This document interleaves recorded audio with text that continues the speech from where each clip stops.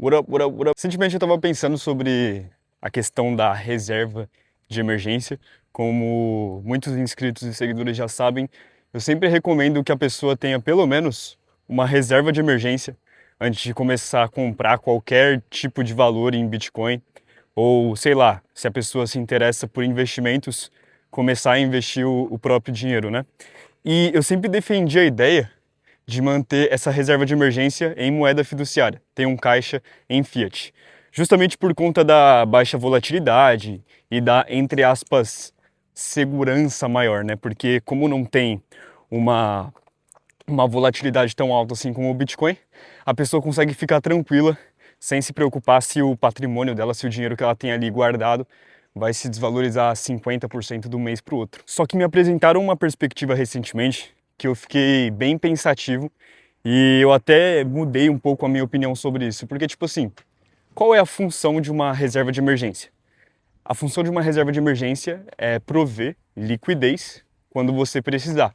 Então, quando surgir algum imprevisto, quando surgir alguma tragédia, assim, alguma situação que você precise ali de dinheiro rápido, né? Você precisa ter uma liquidez. E justamente por precisar ter esse dinheiro disponível a todo momento, é importante que tenha uma baixa volatilidade.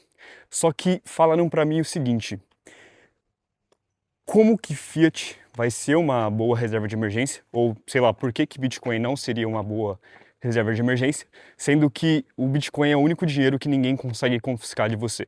Porque imagina aí, você tem toda a sua reserva de emergência em dinheiro fiduciário, aí acontece algum imprevisto muito grande, por exemplo, um bloqueio judicial, coisa do tipo.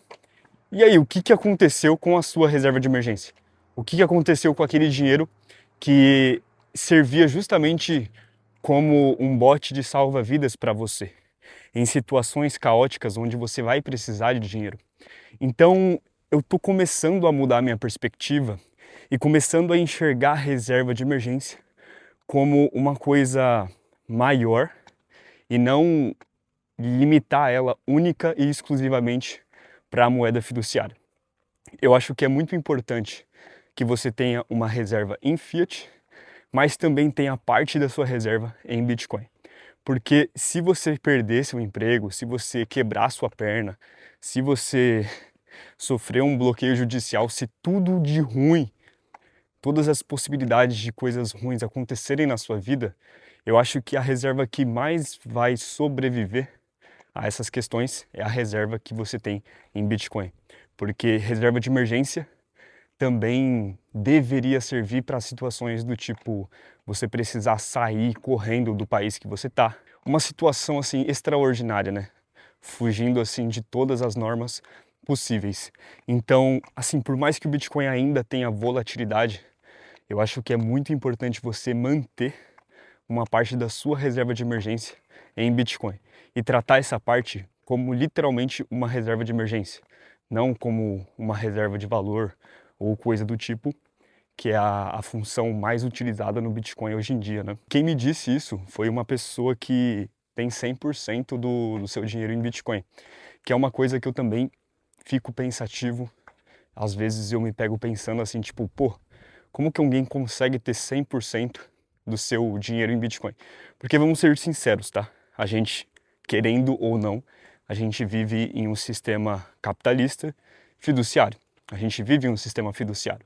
E a gente precisa de dinheiro fiduciário, papel governamental, para utilizar no dia a dia, para pagar as contas do dia a dia, e acaba ficando inviável ter tudo em Bitcoin. Mas existem pessoas que têm 100% do seu dinheiro em Bitcoin. Elas utilizam cartões cripto ou às vezes deixam o Bitcoin de colateral para pegar esse dinheiro e conseguir, né, utilizar no dia a dia. E eu acho isso incrível, cara. Sinceramente, eu acho isso admirável. É uma coisa que eu já tentei fazer, mas eu admito que não me adaptei muito bem. E um dos principais motivos foi justamente por conta da volatilidade, né? Que o Bitcoin tem uma volatilidade extremamente alta e eu não estava disposto a correr, não esse risco, mas a deixar assim, permitir que parte do meu patrimônio fosse tão volátil. Agora sim eu vou realmente manter uma parte da minha reserva de emergência em Bitcoin, cara. Porque De verdade, tipo, se você mantém sua reserva de emergência 100% em fiat, você tá a uma emergência do tipo bloqueio judicial para você perder sua reserva de emergência toda, para você perder essa função de escudo que a sua reserva de emergência deveria carregar, né? E eu queria muito saber a sua opinião, assim, deixa aí nos comentários se você tem reserva de emergência, se você mantém ela 100% em fiat, ou se você tem uma parte da sua reserva de emergência em Bitcoin, porque eu acho que eu tinha uma visão até um pouco, não ignorante, mas cética da coisa, sabe?